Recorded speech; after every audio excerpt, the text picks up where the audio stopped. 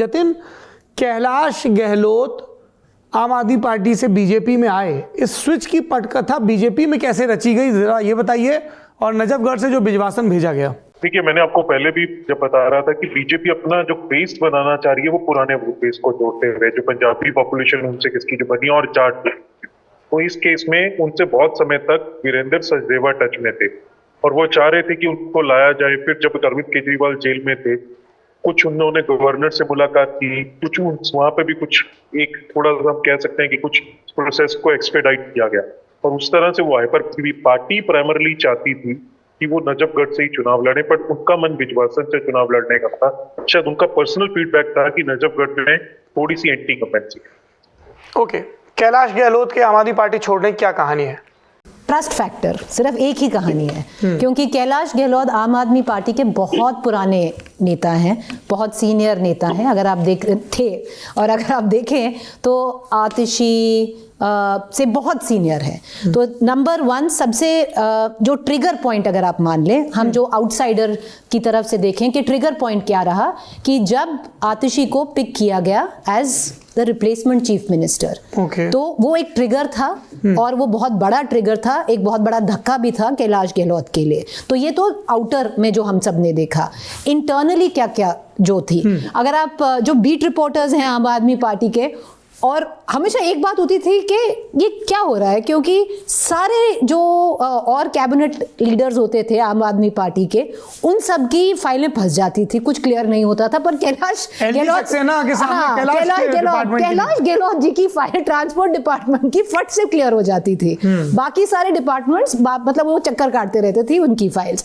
तो एक वो था कि भाई एलजी की कैलाश गहलोत जी से काफी अच्छी है, तो कि इनका कैसे हो जाता है। पर देखिए, इसका ना एक फ्लिप साइड है Saurabh, because if a leader is बहुत शातिर नेता हैं अरविंद केजरीवाल, बहुत स्मार्ट हैं।